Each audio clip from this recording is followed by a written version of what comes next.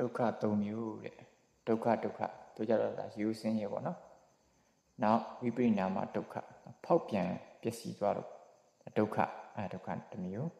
နောက်ဆုံးတစ်မျိုးကတော့သင်္ခါရဒုက္ခတဲ့ပြုပြင်နေရတဲ့ဒုက္ခပေါ့နော်ဒုက္ခ၃မျိုးမြတ်စွာဘုရားတိုင်ဥပ္ပါဠိတော်မှာဟောတော့အဲ့ဒီမှာကျွန်တော်မိုးဆရာတော်ကြီးဟောတာနဲ့ညှိကြမယ်ဆိုရှင်ဒုက္ခသစ္စာပေါ့ဒီဒုက္ခသစ္စာကိုကောက်တဲ့နေရာမှာကျတော့ရိုးဒုက္ခကိုကောက်တော့မဟုတ်ပဲနဲ့ဒီဆိုဖောက်ပြန်တဲ့သဘောဥမာတော့အခုကျွန်တော်ဒီအတန်နေရာဖြစ်ပြီးပြတ်သွားတယ်နော်စက္ကန့်လေးတွေကတစ်ခုပြီးတစ်ခုဖြစ်ပြီးတစ်ခုတစ်စက္ကန့်ပြီးတစ်စက္ကန့်ဖြစ်ပြီးပြတ်သွားတယ်နော်အဲ့လိုဖြစ်ပြီးပြတ်သွားတော့ဆိုဖောက်ပြန်သွားတယ်ဒါဒီဟာကိုအဓိကထားပြီးကြည့်ရတယ်တော့ဖြစ်ပြက်ရှုတော့အမှအဲ့ဒီဖြစ်ပြီးပြတ်သွားတာကိုမြင်လို့ရှိရင်သူကဒုက္ခသစ္စာကိုမြင်တယ်ပေါ့သူဖောက်ပြန်တာကိုဝိပရိနာမလက္ခဏာဒုက္ခသစ္စာနဲ့ဒါဆရာတော်ကြီးဟောတဲ့အတိုင်းကျွန်တော်ကဖြစ်တာပါဝိပရိနာမဆိုတာဖောက်ပြန်သွားယူမဟုတ်တော့ဘူးအရင်ဟာမဟုတ်တော့အခုဟာအရင်ဟာမဟုတ်အခုဟာနော်အဲ့လိုမျိုးဖောက်ပြန်သွားတယ်ဒါကိုတွေ့လို့ရှိရင်ဒါသစ္စာကိုတွေ့တယ်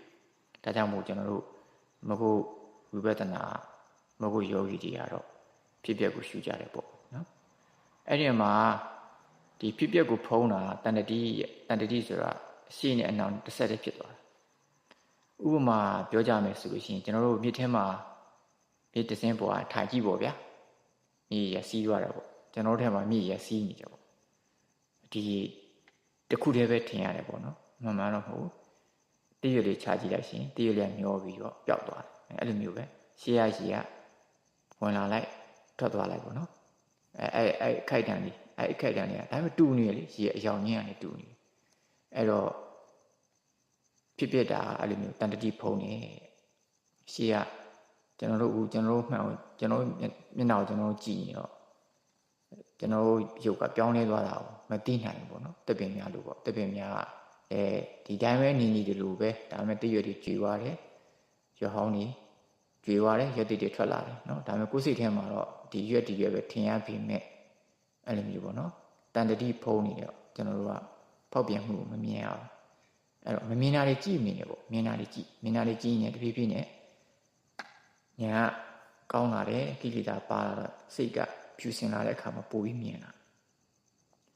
အဲ့တော့သစ္စာဆိုင်အောင်ကြည့်မယ်ဆိုလို့ရှိရင်ကျွန်တော်တို့နာကျင်တာကဒုက္ခစစ်ဒုက္ခအကျဉ်းလို့ခေါ်တယ်နော်တခွေးတိဝတိခွေးတိလည်းနိုင်អော်တာပဲလी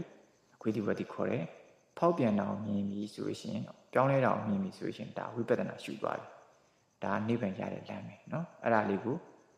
ဟုတ်တယ်ဖြစ်ပြက်တာမြင်ရတာလွဲတယ်ခဏမလုပ်တော့နောက်ပြီးတော့အဲ့ဒီဉာဏ်လေးကိုတန်ဖိုးမထားတော့ဒါလေးကိုထက်ကမလုပ်တော့ခီးရမရောက်ခီးရမပေါက်ဖြစ်နေတရားထူးဆိုတာအဲ့ဒီဟာလေးကသွားမှတရားထူးရောက်နော်ဒီဒါလေးကိုကြော်ပြီးတော့တရားထူးကြီးကတော့မဖြစ်ဘူးမဖြစ်နိုင်ဘူးသစ္စာ၄ပါးဆိုတာသစ္စာ၄ပါးဘုရားဟောပြီးသွားပြီ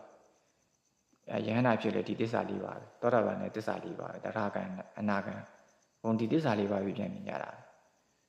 ဒါပေမဲ့ညာအမြင်ကွာသွားတယ်နော်ဒါကြောင့်မို့တရားထူးဆိုတာ